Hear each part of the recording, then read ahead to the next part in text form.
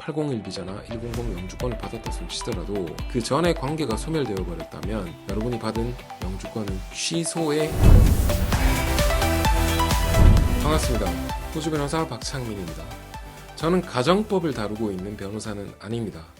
하지만 비자의 여러 종류 중 아니면 대부분의 비자에도 보면 dependent, secondary applicant 이런 개념 들어보셨을 거예요. 즉 주신청자가 비자를 신청해서 영주권을 받건 임시 취업 비자를 받건 할 때 동방 가족들도 동일하게 같은 비자를 받을 수 있다. 기본 개념이죠. 그죠? 그래서 가족 단위가 비자를 신청하게 되고 동반이 몇 명이 들어가느냐에 따라서 비자 신청비가 올라가게 되죠. 자, 더더욱 나아가서 디팩토 파트너 또는 스파우스 이런 배우자라는 관계를 이용해서 파트너 비자를 신청하는 경우들도 있습니다. 그런데 이 파트너 관계가 이혼이라든지 아니면 결별을 통해서 헤어지게 됐을 때 비자에 미치게 되는 경우, 여기에 대해서 오늘 이야기를 한번 해보려고 합니다. 좀 빠르게 쉽게 이야기할 수 있는 파트너 비자부터 먼저 이야기를 한번 해보겠습니다. 파트너 비자는 2단계로 쪼개져 있죠. 820 프로비저널 비자, 801 비자. 이게 이제 온쇼어에서 신청한 배우자 비자를 뜻하는 거고요. 오프쇼어에서 신청하면 309 비자, 100 비자로 이렇게 쪼개지게 됩니다. 2단계로 쪼개져 있는 이유는 뭐냐 하면 결혼이나 이런 디팩토 관계를 토대로 한 번에 영주권을 주고 그 이후에 그 영주권 받는 과정에서의 어떤 불미스러운 좀 너지한 상황으로 인해서 마치 미국식 그린카드와 같은 제도로 남용되는 것을 방지하기 위해서 프로비저널 비자, 820 비자나 309 비자를 먼저 줘서 그 이후에 여전히 잘 살고 있고 진실된 관계가 제뉴인하게 이어지고 있는지를 확인한 다음 마지막 영주 비자를 주는 단계, 이렇게 2단계로 쪼개져 있죠. 그런데 이 마지막 최종 영주 비자, 801 비자나 100 비자가 나오기 전에 만약에 릴레이션십이 브레이크다운 또는 디보스가 이루어졌는 경우에는 크게 유의해야 됩니다. 자, 세 가지 경우를 제외하고는 일단 여러분들이 아무리 801 비자나 100 영주권을 받았다 손치더라도 그 전에 관계가 소멸되어 버렸다면 여러분이 받은 영주권은 취소에 해당이 돼야 됩니다. 그게 법이니까요. 이 취소를 막을 수 있는 세 가지는 뭐냐 하면 정당하게 이 비자가 나왔어야 된다라는 이야기인데 그건 세 가지 상황밖에 없어요. 첫 번째, 비자가 진행되는 과정 중에서 domestic violence, family violence, 즉 영주권을 받기 위해서 가정폭력의 피해자로 계속해서 억지로 참고 있으면 안 된다라고 해서 구제를 해주는 요건, 즉 파트너 비자를 신청하고 있는데 가정폭력이 생겨서 헤어졌지만 그럼에도 불구하고 영주권을 주겠다라고 하는 Family Violence Provision의 구제를 받는 것들.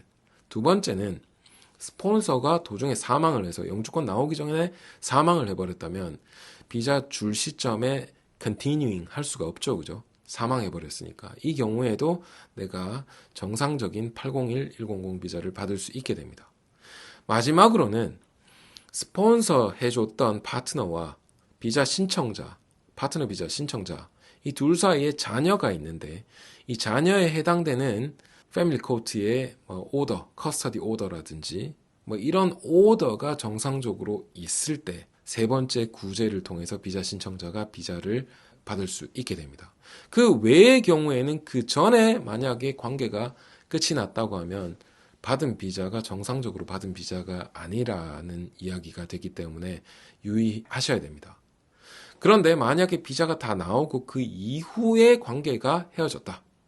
네, 그렇다면 여러분이 받은 파트너 비자는 정상적인 비자이고 비자 취소의 대상이 되지 않습니다. 다만 여러분들이 새롭게 다른 파트너를 만나서 스폰서를 서고 싶을 때에 5년 내에 새 스폰서를 설 수 없다라든지 이런 스폰서십 관련된 엘리지빌리티에 영향을 받게 되겠죠. 자, 이 내용은 파트너 비자라고 하는 컨텍스트 내에서 관계가 끝난 경우 여기에 해당되는 내용을 말씀드렸습니다. 비자와 이혼이라고 하는 컨텍스트를 다른 데 좀 들이대 보자면 일반적인 비자, 기술 이민이든 취업 이민이든 이렇게 해서 영주권을 받는 과정 중에서 secondary applicant, 즉 동반 비자로서 비자를 받은 경우, 자, 비자가 나오기 전에 관계가 헤어졌다면 아까 파트너 비자를 받을 때 헤어진 것과 똑같게 정상적이지 않은 방법으로 비자를 받은 게 됩니다. 그렇기 때문에 이 경우에는 비자 취소의 대상이 되게 되고요. 비자 받은 이후에 헤어진다면 아까 파트너 비자와 동일합니다. 그래서 큰 무리 없이 내 비자를 지킬 수 있게 되죠. 동반으로 아무리 받았다 손 치더라도. 마지막 내용이 될 수 있겠는데요. 자, 남편이 또는 아내가 주신청자가 되고 동반으로 내가 비자를 받았다 칩시다.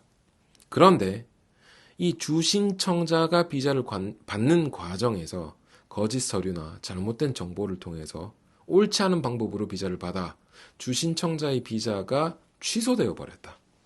이 경우 이민법 제140조에 근거해서 여러분이 아무 잘못 없었을지라 할지라도 여러분 비자도 동시에 법적 조치를 통해서 그냥 자동 캔슬이 되어버리게 됩니다. 안타깝게도 이 경우에 내 비자가 캔슬됐지만 그 비자 캔슬에 대해서 재심을 신청할 수도 없고요. 헤어진 남편 또는 헤어진 아내가 재심을 통해서 비자를 살려내지 못하면 난 결국 아무것도 할 수 없이 영주 비자가 취소된 상황에 놓이게 되게 되죠. 아무 컨트롤이 없어진다를 뜻하게 됩니다. 굉장히 치명적이죠, 그죠? 그렇기 때문에 비자는 아무리 주 신청자가 남편이든 아내든 여러분도 여러분의 스테이크가 걸려있기 때문에 함께 준비하시고 정상적으로 제대로 된 비자를 올바르게 신청할 수 있도록 응원해주고 함께 노력하는 것이 정말 중요합니다. 더더욱 나아가 파트너 비자를 신청할 때 두 분의 관계가 진실되고 이어져야 되는 것은 기본 중 기본이기 때문에 각별히 유념하시기 바랍니다. 자, 비자와 이혼이라고 하는 컨텍스트에 대해서 이 세 가지 어떤 관점에서 이야기를 한번 나누어 보았습니다. 이 정도 할게요. 들어가세요.